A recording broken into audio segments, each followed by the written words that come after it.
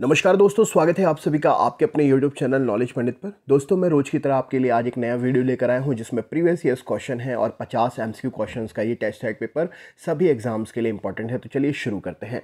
सबसे पहला प्रश्न है, भारत में अंग्रेजी का पहला समाचार पत्र किसने शुरू किया था? तो J.A. हिक्की ने भारत में अंग्रेजी का पहला समाचार पत्र शुरू किया था। अगला क्वेश्चन है, भारतीय विश्वविद्यालयों की स्थापना सबसे पहले किसके समय में हुई थी? तो लॉर्ड कैनिंग के समय में भारतीय विश्वविद्यालयों की स्थापना हुई थी। नेक्स्ट क्वेश्चन है, खुली प्रतियोगितात्मक परीक्षाओं के माध्यम से इंडियन सिविल सर्विसेज में भारतीयों के लिए प्रवेश को निम्नलिखित में से किसने संभव बनाया? तो इंडियन सिविल सर्विसेज में डलहौजी ने भारतीयों के प्रवेश को संभव बनाया। नेक्स्ट क्वेश्चन की तरफ चलते हैं। अगला क्वेश्चन है, कलकत्ता विश्वविद्यालय किस शैक्षिक रिपोर्ट के माध्यम से अस्तित्व में आया? तो कलकत्ता विश्वविद्यालय वुड्स के डिस्पैच एक्ट के तहत शैक्षिक रिपोर्ट के आधार पर यह अस्तित्व में आया था। अगला क्वेश्चन देखते हैं, ब्रिटिश सरकार ने कंपनी के कार्यों में हस्तक्षेप किया और 1773 में एक अधिनियम पारित किया। उस अधिनियम का नाम क्या था? तो 1773 में पारित अधिनियम का नाम नियामक अधिनियम था। सही उत्तर हो जाएगा। अंग्रेजों ने भारत में अंग्रेजी को शिक्षा का माध्यम कब बनाया? तो 1835 में अंग्रेजों ने भारत में अंग्रेजी को शिक्षा का माध्यम बनाया।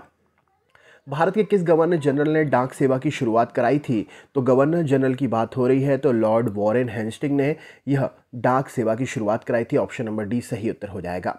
निम्नलिखित में से कौन से गवर्नर जनरल ने भारत में अंग्रेजी को शिक्षा का माध्यम बनाने का निर्णय लिया? तो लॉर्ड विलियम बेंटिंग ने अंग्रेजी को भारत में शिक्षा का माध्यम बनाने का निर्णय लिया था। नेक्स्ट क्वेश्चन है, लॉर्ड कॉर्नवालिस को किसके लिए जाना जाता है? तो लॉर्ड कॉर्नवालिस को बंगाल की स्थायी राजस्व व्यवस्था के लिए जाना जाता है। निम्नलिखित में से कौन शिक्षा कार्यवृत्ति की रचना के लिए विख्यात हुआ था? तो लॉर्ड मैकाले शिक्षा कार्यवृत्ति की रचना के लिए विख्यात हुए थे। अगला क्वेश्चन है, सांप्रदायिक निर्वाचन क्षेत्रों की पद्धति की शुरुआत भारत में किसके द्वारा की गई? तो भारत में 1909 के मिंटो मार्ले सुधार के द्वारा सांप्रदायिक निर्वाचन क्षेत्रों की पद्धति की शुरुआत की गई।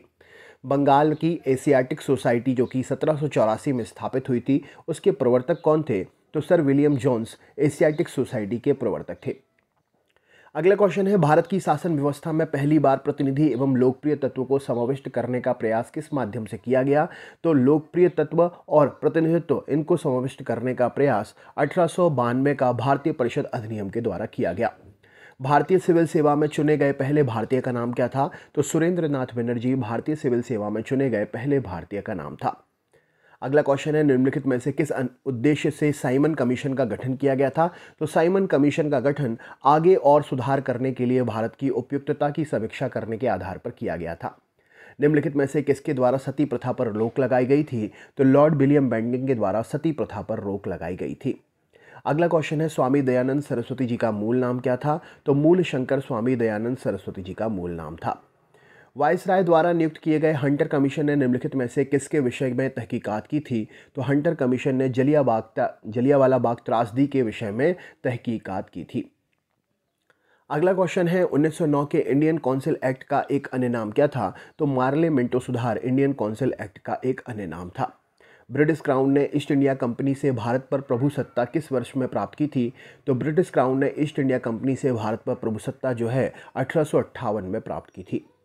नेक्स्ट क्वेश्चन है, राजा राममोहन राय ने किसके विरुद्ध एक ऐतिहासिक आंदोलन का आयोजन किया था? तो राजा राममोहन राय ने सती की कुप्रथा के विरुद्ध ऐतिहासिक आंदोलन का आयोजन किया था। ब्रह्म समाज का संस्थापक कौन है? तो यहाँ पर राजा राममोहन राय जी ब्रह्म समाज के संस्थापक थे। नेक्स्ट क्वेश्चन है, आर्य समाज की स्थापना किसने की थी? तो स्वामी दयानंद सरस्वती जी ने आर्य समाज की स्थापना की थी। द्वैध शासन किस गवर्नमेंट ऑफ इंडिया एक्ट द्वारा लागू किया गया था? तो द्वैध शासन 1919 के गवर्नमेंट ऑफ इंडिया एक्ट द्वारा लागू किया गया था। पश्चिम भारत के किस धार्मिक सुधारक को लोक हितवादी के नाम से जाना जाता है? तो गोपाल हरि देशमुख जी का उपनाम लोक हितवादी है। किस अधिनियम की महत्वपूर्ण विशेषता प्रांतीय स्वायत्तता थी? तो 1935 के अधिनियम की महत्वपूर्ण विशेषता प्रांतीय स्वायत्तता थी। नेक्स्ट क्वेश्चन है, सर्वेंट ऑफ इंडिया सोसाइटी के संस्थापक कौन थे? तो Gopal Krishna Gokhale servant of India society के संस्थापक थे।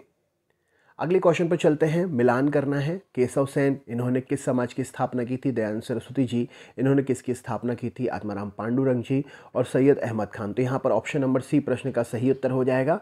केशव चंद्र सेन इन्होंने ब्रह्म समाज से संबंधित हैं, दयानंद सरस्वती जी आर्य समाज से संबंधित हैं, आत्माराम पांडुरंग प्रार्थना समाज से संबंधित हैं और सैयद अहमद खान अलीगढ़ आंदोलन से संबंधित हैं। नेक्स्ट क्वेश्चन है, वापस वेदों की ओर आने का आह्वान किसने किया था? तो स्वामी दयानंद सरस्वती जी के द्वारा वापस वेदों की ओर आने का आह्वान किया गया था। किस गवर्नर जनरल ने भारत में सती प्रथा का अंत किया था? तो लॉर्ड विलियम बेंटिंक ने भारत में सती प्रथा का अंत किया था। नए भारत का पैगंबर किसे कहा जाता है? तो श्री रामकृष्ण जी को नए भारत का पैगंबर कहा जाता है। सन 1909 में पारित मार्ले मिंटो सुधार का उद्देश्य क्या था? तो पृथक निर्वाचन प्रणाली लागू करना 1909 में पारित मार्ले मिंटो सुधार का मुख्य उद्देश्य था। नेक्स्ट है, स्वामी दयानंद सरस्वती जी ने प्रथम आर्य समाज सन 1875 में कहाँ स्थापित किया था? तो दयानंद सरस्वती जी ने सर्वप्रथम आर्य समाज की स्थापना 1875 में बम्बई में की थी। निम्नलिखित में से भारत में स्थापित स्वशासन का अग्रगामी कौन है? तो लॉर्ड रिपन स्वशासन के अग्रगामी के रूप में जाना जाता है। किसके मुख्य प्रयास से सती प्रथा का उन्मूलन हुआ था? तो राजा राम मोहन राय के प्रयासों से सती प्रथा का उन्मूलन हुआ था। निम्नलिखित में से कौन 19वीं शताब्दी के भारत में सामाजिक सुधार आंदोलन का अग्रगामी था? तो राजा राम मोहन राय 19वीं शताब्दी में भारत के सामाजिक सुधार के आंदोलनों में अग्रगामी के रूप में जाने जाते हैं। स्वामी विवेकानंद जी का मूल नाम क्या था? तो नरेंद्र नाथ दत्त स्वामी विवेकानंद जी का मूल नाम था। रैयतवाड़ी व्यवस्था किसने विकसित की थी? तो थॉमस मुनरो ने रैयतवाड़ी व्यवस्था विकसित की थी। कौन से चार्टर्ड अधिनियम या एक्ट के द्वारा भारत में विदेश व्यापार में ईस्ट इंडिया कंपनी के एकाधिकार की समाप्ति की गई थी? तो 1813 का चार्टर्ड अधिनियम था, जिसके द्वारा भारत के विदेश व्यापार में ईस्ट इंडिया कंपनी के एकाधिकार की समाप्ति हुई थी। भारत सेवक समाज की स्थापना किसने की थी? तो गोपाल कृष्ण गोखले जी ने भारत सेवक समाज की स्थापना की थी। निम्न में से किसने राज्य हड़पहर नीति या अपहरण नीति का क्रियान्वित किया था? तो लॉर्ड डलहौजी ने राज्य अपहरण नीति को क्रियान्वित किया था। अगले क्वेश्चन पे चलते हैं, रामकृष्ण मिशन की स्थापना किसने की थी? तो रामकृष्ण मिशन की स्थापना स्वामी विवेकानंद जी के द्वारा की गई थी। नेक्स्ट क्वेश्चन की ओर चलते हैं। अगला प्रश्न है यहाँ पर आपके सामने, लॉर्ड कर्जन के वायसराय होने के दौरान निम्नलिखित में से कौन सी घटना नहीं घटी थी? तो लॉर्ड कर्जन के वायसराय होने के दौरान भारतीय राष्ट्रीय कांग्रेस का गठन नहीं हुआ था। भारतीय विश्वविद्यालय अधिनियम किसने पारित किया था? तो लॉर्ड कर्जन ने भारतीय विश्वविद्यालय अधिनियम पारित किया था। लॉर्ड मैकाले साधारणतः भारत में किसको लाने से संबंधित हैं? तो अंग्रेजी शिक्षा को लाने से लॉर्ड मैकाले संबंधित हैं। पिट्स इंडिया एक्ट के अंतर्गत निम्नलिखित में से किसे स्थापित किया गया था? तो पिट्स इंडिया एक्ट के अंतर्गत नियंत्रण बोर्ड को इंडिया में स्थापित किया गया था। भारतीय सिविल सेवा में अर्हता प्राप्त करने वाले प्रथम भारतीय कौन थे? तो सत्येंद्र नाथ टैगोर भारतीय सिविल सेवा में अर्हता प्राप्त करने वाले प्रथम भारतीय थे। अगले क्वेश्चन की तरफ चलते हैं, ब्रिटिश प्रशासन के दौरान निम्नलिखित में से किस गवर्नर जनरल ने हड़प नीति को अपनाया था? तो लॉर्ड डलहौजी के द्वारा ब्रिटिश प्रशासन के दौरान हड़प नीति को अपनाया गया था। रॉलेट एक्ट 1919 किसके काल में लागू हुआ था? तो लॉर्ड चैम्सफोर्ड के कार्यकाल में रॉलेट एक्ट 1919 लागू हुआ था। भारत सरकार अधिनियम 1935 को दासता का नया घोषणा पत्र किसने कहा था? तो भारत सरकार अधिनियम 1935 को दासता का नया घोषणा पत्र यह जवाहरलाल नेहरू जी के द्वारा कहा गया था, पंडित जवाहरलाल नेहरू जी। तो दोस्तों, ये थे 50 क्वेश्चन का प्रैक्टिस टेस्ट एक्सपर्ट पर। कैसा लगा वीडियो कमेंट करके ज़रूर बताएं। चैनल पर नए हैं तो सब्सक्राइब करना ना भूलें और वीडियो देखा है तो लाइक ज़रूर करिएगा। बहुत बहुत धन्यवाद। मिलते हैं नेक्स्ट टॉपिक के नए वीडियो से। बहुत बहुत धन्यवाद।